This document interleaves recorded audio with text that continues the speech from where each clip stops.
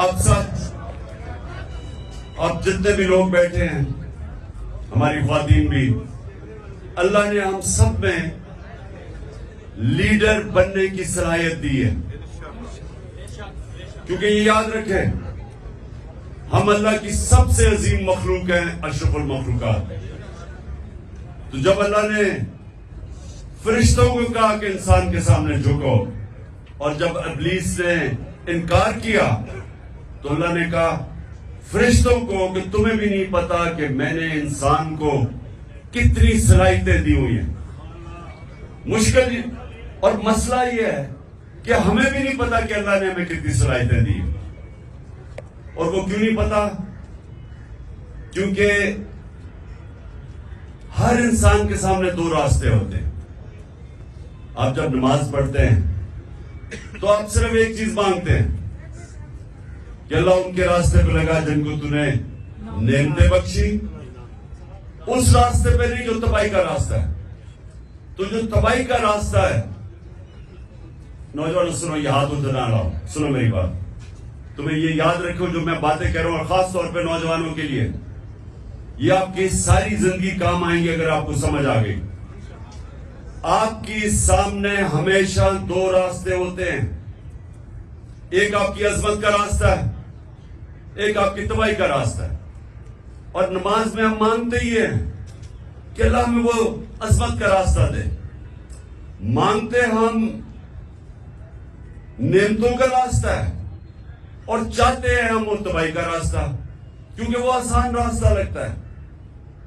مثلا مجھے کوئی موقع ملا، میں کوئی ایسی پوزیشن میں ہوں، گورنمنٹ پوزیشن میں ہوں، میں تھانے دار ہوں، پولیس میں ہوں، میں فوجی ہوں، جو بھی ہوں، ہر وقت مجھے موقع ملے گا ناجائز قسم کا پیسہ بنانے کے لیے.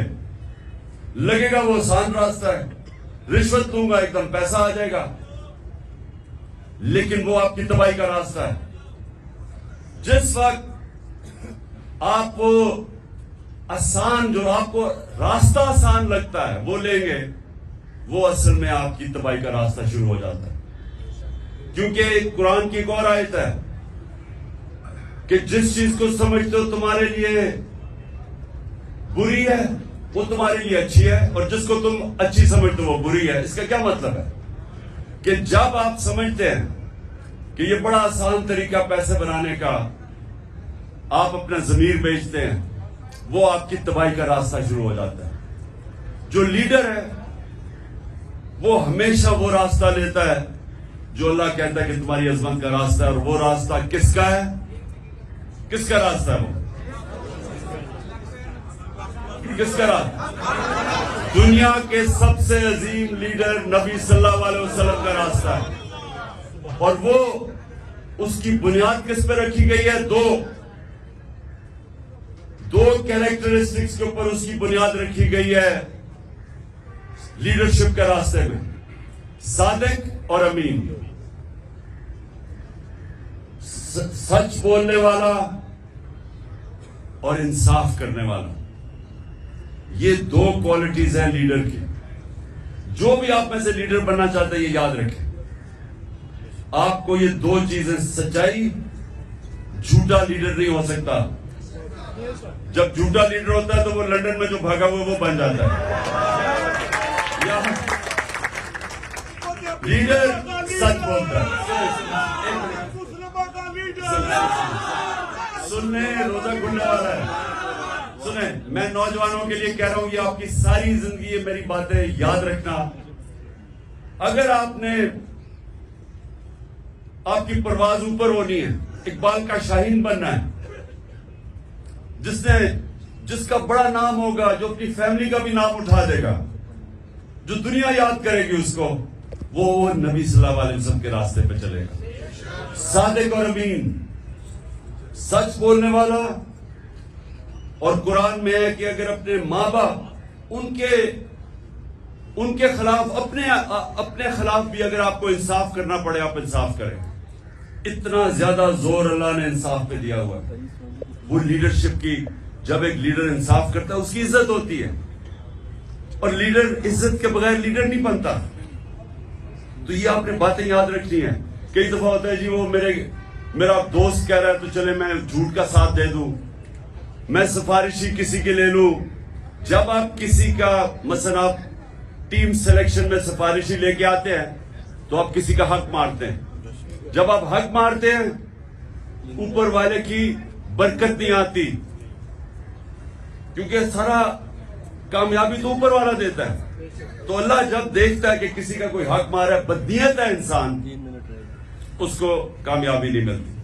تو میں نے صرف آج آپ کو یہ کہنا تھا نوجوانوں کہ لیڈر دو چیزوں کے اوپر اس کی بنیاد رکھی جاتی ہے. صادق اور امین, سچا ہوتا ہے. نبی صلی اللہ علیہ وسلم کے پاس ایک قریش آیا, کہتا جی میں 60 سال کا ہو گیا ہوں, میرے لیے مجھے کوئی ایک چیز بتائیں کہ میں مسلمان بھی ہو جاؤں اور میں اپنی عادتیں نہ چھوڑوں. میں اب 60 سال کا اپنی عادتیں نہیں چھوڑ سکتا. تو انہوں نے کہا اگر ایک چیز مسلمان ہونے کے لیے تو سچ بولو. سچ میں بڑی طاقت ہے, کیونکہ اللہ الحق ہے, اللہ سچ ہے. جب آپ سچ بولتے ہیں تو اللہ آپ کے ساتھ کھڑا ہو جاتا ہے, آپ کو وہ طاقت ملتی ہے. وہ کہتے ہیں کہ انگریزی میں کہ one moral man is an army, کہ ایک سچا انسان ایک فوج ہوتی ہے, کیونکہ اس کے پیچھے اللہ کی طاقت آ جاتی ہے. اور دوسرا یہ جو انصاف کرنا ہے, یہ یاد رکھیں کہ وہ ایک ابن خلدون کا اس نے کہا کہ میرا تجزیہ ہے, بہت بڑا عالم تھا, کہتا میں نے جو سارا قرآن پڑھی ہے میرا تجزیہ یہ ہے کہ اللہ نے انسان کو زمین پہ بھیجا ہی ایک وجہ سے ہے کہ انصاف کرو, میری زمین پہ انصاف کرو. یہ دو چیزیں یاد رکھیے نوجوانوں, ان دو چیزوں پہ کھڑے رہو, آپ کی معاشرے میں عزت بڑھنی شروع ہو جائے گی. گاؤں کے اندر ایک لوگوں کو پتہ چلے جی وہ آدمی ہے, جو بھی مسئلے ہوتے ہیں وہ ادھر پہنچ جاتے ہیں ان کے مسئلے حل کرنے کے لیے, وہ سچا آدمی اور صادق اور امین ہے. سارے گاؤں اس کی عزت کرتی. نبی صلی اللہ علیہ وسلم کی نبوت سے پہلے سارے مکہ کے لوگ جانتے تھے کہ وہ صادق اور امین ہے. ابھی نبوت نہیں ملی تھی, لیکن یہ خطاب تھا کہ وہ سچا اور ایماندار اور امانتدار آدمی ہے. اس لیے یہ یاد رکھنا کہ دنیا میں اوپر جانا ہے. اچھا یہ سچ بولنا آسان نہیں ہے, مشکل ہوتا ہے, طاقتوں کا سامنا کرنا پڑتا ہے. آپ کے اوپر یہ جو گھر کے اوپر حملے ہو جاتے ہیں, ٹیئر گیس سیلنگ ہو جاتی ہے, لیکن یہ کوئی فکر نہیں, کیونکہ ہمارے نبی صلی اللہ علیہ وسلم نے بڑی مشکلوں کا سامنا کیا تھا. لیکن پھر ان کی جو آج عظمت ہے, اس لیے ہم آج جان دینے کے لیے اس لیے تیار ہیں کہ ان کے کیریکٹر کی وجہ سے کہ وہ رائے حق پہ کھڑے رہے, اور آخر میں ساری دنیا ان کے ساتھ ہوگی.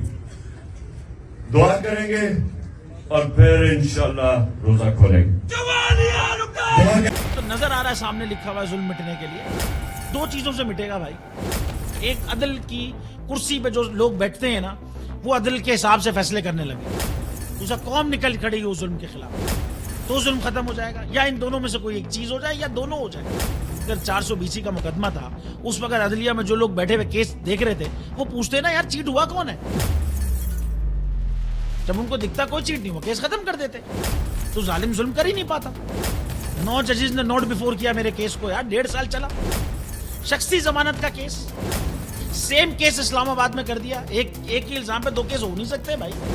مطلب 60 دن کا وقت ہوتا ہے, 102 دن کے بعد میں جیت گیا, کیس بری ہو گیا, 102 دن کے بعد اپیل فائل کی, ایکسپٹ کر لی. نہیں کرتے نا ایکسپٹ, ختم ہو جاتا نا ظلم. یار بھری عدالت میں مجھے بری کر دیا, پھر پتہ نہیں کیا ہوا, 2.5 گھنٹے بعد کا نوٹ بیفور. میں نہیں سنتا یہ کیس, کھڑے رہتے اپنے فیصلے پہ, مٹ جاتا ظلم. اللہ تعالیٰ نے بٹھایا اس ان کرسیوں پہ ان کو, یار یہ اللہ تعالیٰ کی طرف سے فیصلے کرنے ہیں. تو یا تو یہ فیصلے آئیں گے, ظلم مٹ جائے گا, یا قوم کھڑی ہو جائے گی ظلم کے خلاف.